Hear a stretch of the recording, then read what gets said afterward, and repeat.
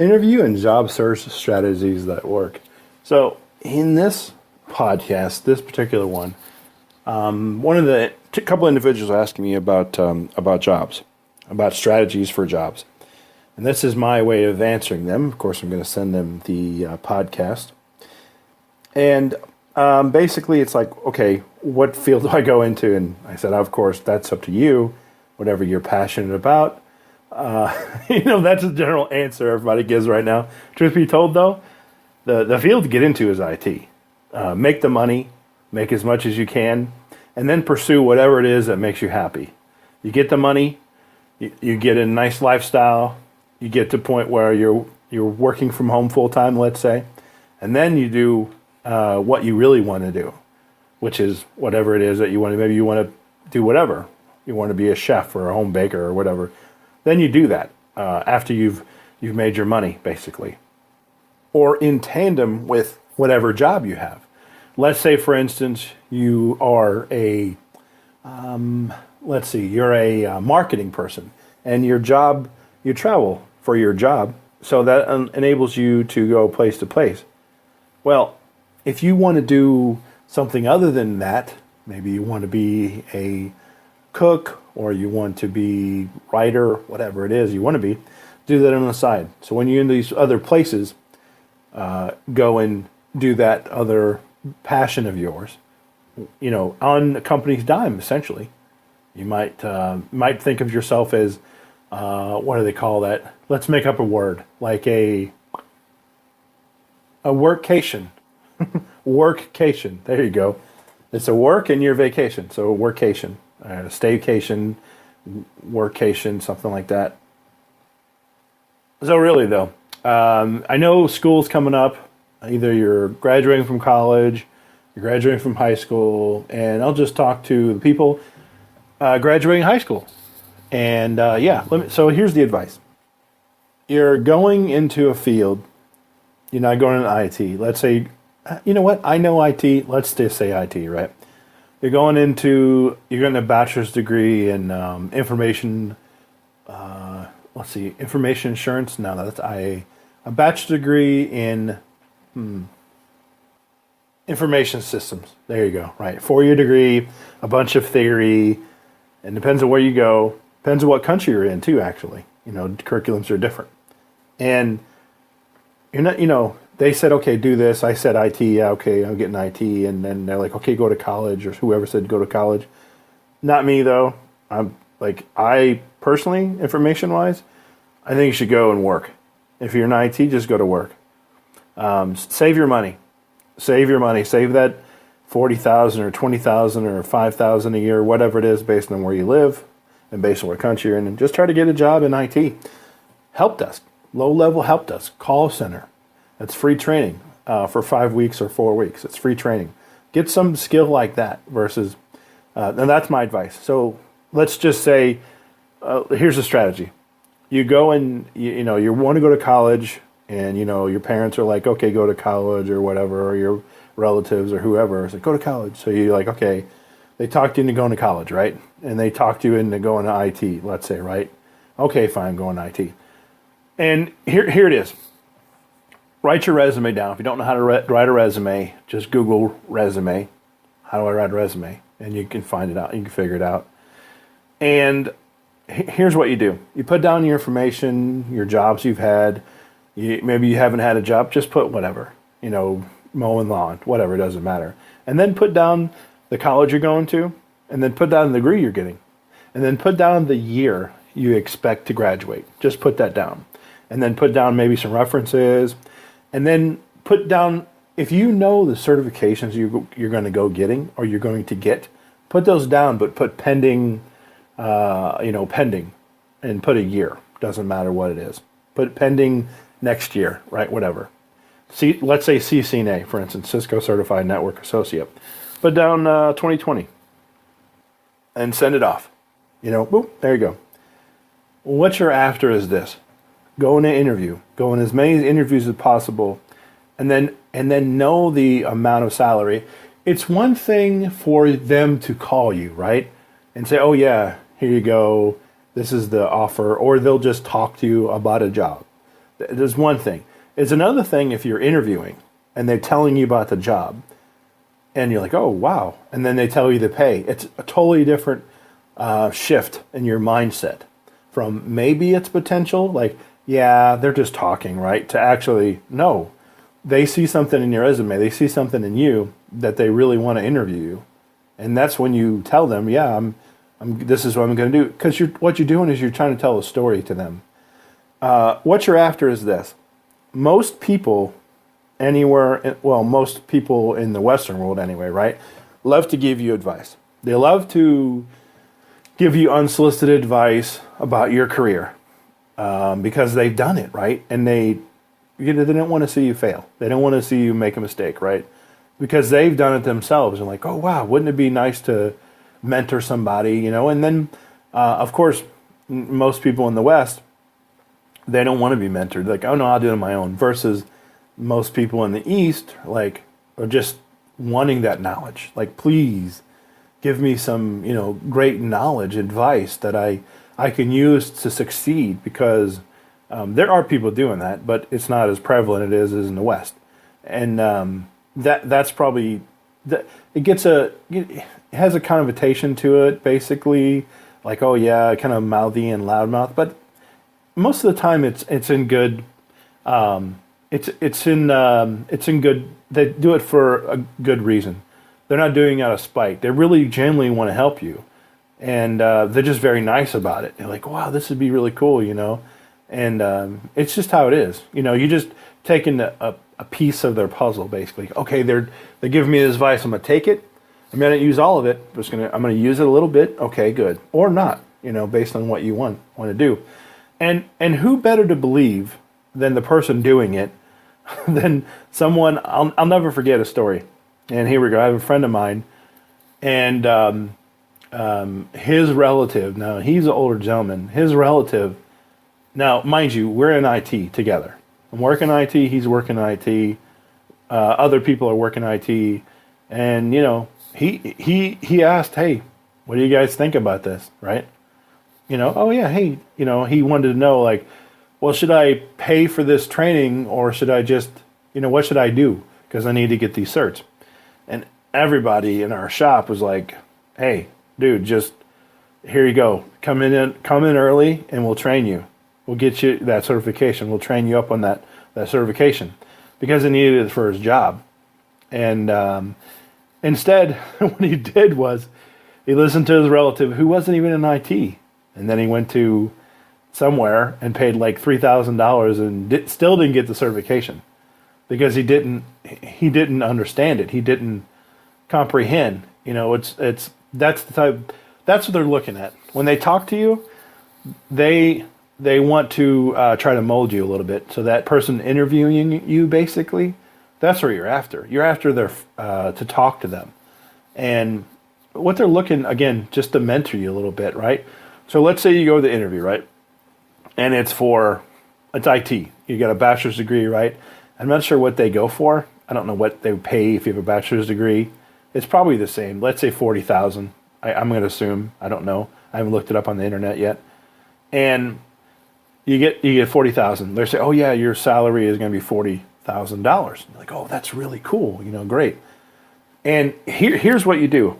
During the interview, obviously you tell them, I'm just graduating high school, about to graduate high school, and I want to go, and this is the field I want to go into, and this is what I'm after.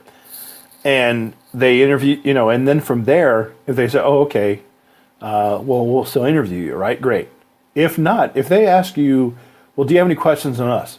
What you do is you have this in hand. You have a piece of paper, and you just write down what they say. What advice do you think I need for IT? What skills can I get so that I can not have as much competition in this field? How do I weed out my competition? You're in the end. You tell them. You say, hey, he or she is in the industry. What did you do to get into this field?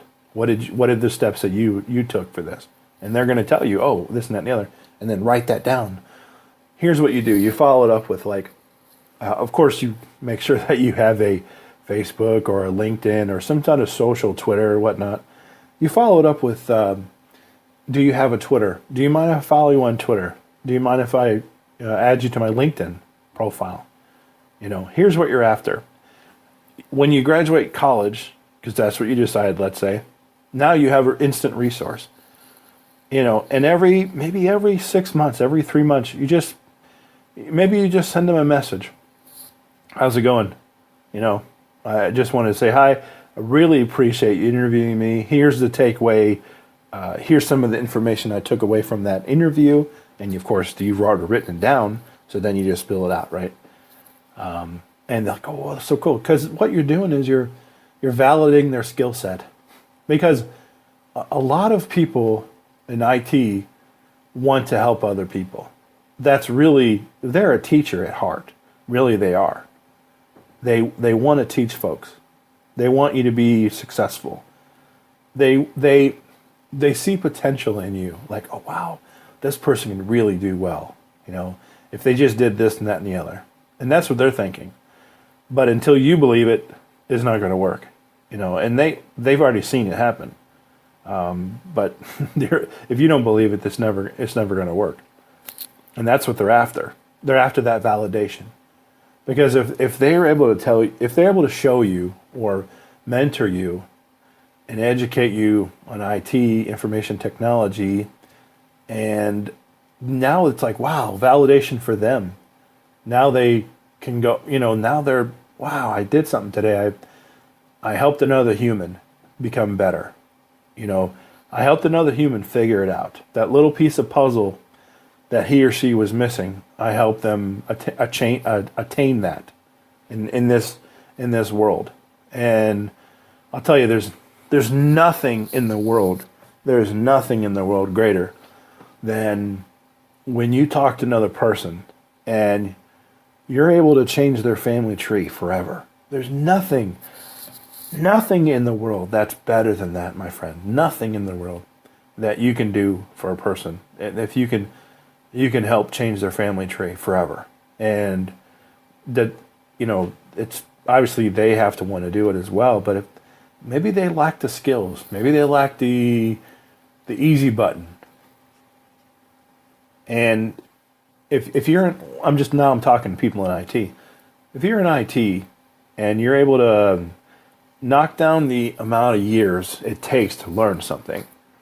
For instance, I just got done installing NetApp, probably for like the 30th time, basically. And now, I'll just tell you then, for instance, since I've installed NetApp like 30 times, now I can tell the next person, hey, this is how you install it. And I can actually I can tell that person, like, oh yeah, this is why you click this. This is why you put that in. Here's the interface that you're going to use. I can tell them, him or her, with 100%, this is the reason why you do this. Because this, oh yeah, this is, and now I can tell a story. Now I can, oh yeah, that's the story. Oh, okay. And it's unique because when I'm whoever it is I'm talking to, or they're talking to me, let's for instance, that story comes out. Like, oh wow, that's so cool. Oh, that's why I click on that. Oh, it makes sense now. And now you're able to, I guess I'll call it work conversation or a training conversation, basically. Or you're able to teach someone through training. It's train education. It's nothing different than training right now. What other happens? YouTube videos are just one way. This is back and forth. And when like I said, when you're in the interview and you have a person over there, and you just ask them questions, because you have them, you have their attention for at least 30 minutes. Sometimes interviews are longer, but you have it at least for 30 minutes. And that you can ask them anything pretty much you want. And imagine yourself being in that situation along the way. Maybe you could write down a couple strategies they give you. Maybe it's some software you need. Maybe it's a puzzle. And then you go home and you Google certain things. He or she is going to tell you little keywords. Just write those down. You might even do this. This might even be better. With their permission, of course. And you play this by ear, of course. You got to read the room. Get out your video your audio recorder and your phone, little recorder basically, and you just ask their advice before you say, "Do you mind if I record what you're going to tell me? Because I think it's really going to be good, and I really don't want to miss any of it. I don't want to write it down and miss the context or the tone in which you're going to speak it. I really want to capture what you're saying." And most likely, they're going to say, no problem. Maybe they might filter their words a little bit, but it's fine. And you just say, okay, thank you, and you just record the conversation with their permission, of course. It's really good. And then you just keep playing that back. Now what you have is you have better than words. You have actual audio data information. So because probably if it's new to you, IT is new to you, like most people, there's still a lot of people, by the way, who don't know IT, who are 18, 16 years old, 17, 20 years old, who have no idea about IT. They really don't. It's not for everybody. And if you have an audio recording, you can go back over and say, oh, okay, that's what they meant. Because the first time you may or may not get it or grasp it. Most folks like myself especially, it takes me probably 10 times to figure something out. Oh, okay, that's what I need to do. Okay, that makes sense. Yeah. Okay. And talking to people a lot of times, just really making it clear. Okay, that's what that means. Okay. Yeah, I see it. Sometimes there's a picture that goes off in your head, like all the pieces come together. Like that's what they're trying to talk about. That's what they mean. Yeah, and this strategy I'm talking about, where you go and as if strategy, maybe you have put in your resume pending, or this is the year you're going to graduate. Whatever, matter of fact, it doesn't even have to be IT. Whatever skill set you have. Could be a nurse, for instance. Could be a nurse. Could be a geologist, Could be anything, really. And you're just after that. You want to know, am I validating? I want to know how hard it is before I get into it. I really want to understand before I even make the effort, because I don't know at the other side. Well, who not better to ask than somebody who already did it, or who's doing it, who's had to, basically spend years doing what you're about to do, and can say, no, you could probably save a year or 6 months by doing X, Y, Z. For instance, in IT, oh no, you could save, 6 months by, on your career by just going home every night and studying for 3 hours or 1 hour a day or something like that, and learning all these other skills versus having the employer teach you. You're really you're going to separate yourself from the competition, and you're also going to learn faster. So you're going to save essentially 6 months or 3 months or whatnot in your job. Because if you're in a job, let's say for instance in IT, you're help desk or whatnot, you going home and learning it on your own when everybody else is just going and doing whatever. But believe it or not, that I know I talked about that in the first podcast or first couple of podcasts. Some people in IT, they don't have anything to do with IT when they get home. I've talked to several folks who don't even have a computer, their own computer, when they get home. And I laughed when they told me that, because I think it's funny. You're working in IT, but yet when you go home, you don't even have a computer of your own. That's funny. I know, it's funny. But that's just how some people are, Doesn't mean they're any less competent. It just means that's how they are. They value their time, and they don't want to work on a computer after they get home, even though they work on it all day.